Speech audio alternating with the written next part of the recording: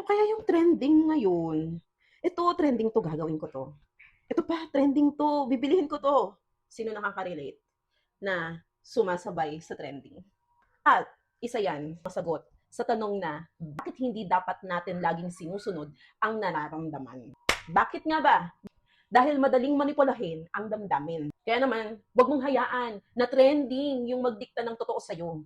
Dahil hindi lahat ng trending, hindi lahat ng nakikita natin sa social media, yun yung katotohanan. May mga behind the scene yan bago yan ipinost.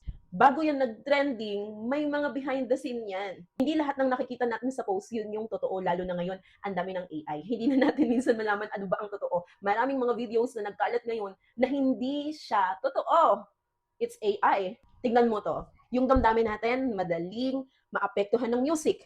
Pag malungkot yung music, nagiging malungkot ka din. Madaling maapektuhan ng social media. Masaya ka naman, pero nung may nakita ka na parang mas masaya sila, bigla kang nalungkot. Minsan malungkot ka pag may nakita kang nakakatuwa, nagiging masaya ka. So madali siyang manipulahin kung ano ang nakikita at naririnig natin. This is the truth.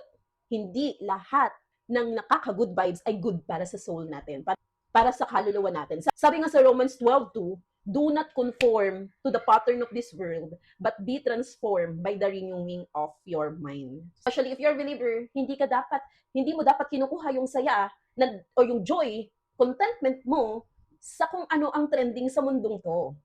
Kaya I challenge you, piliin mo makinig sa katotohanan, hindi lang sa emosyon. And how to find the truth? If you have your Bible, open it, and you will find the truth. Kaya naman, i-share mo to doon sa kakilala mo na sa trending nakabase ang katotohanan ng buhay niya. Yun lang, and God bless.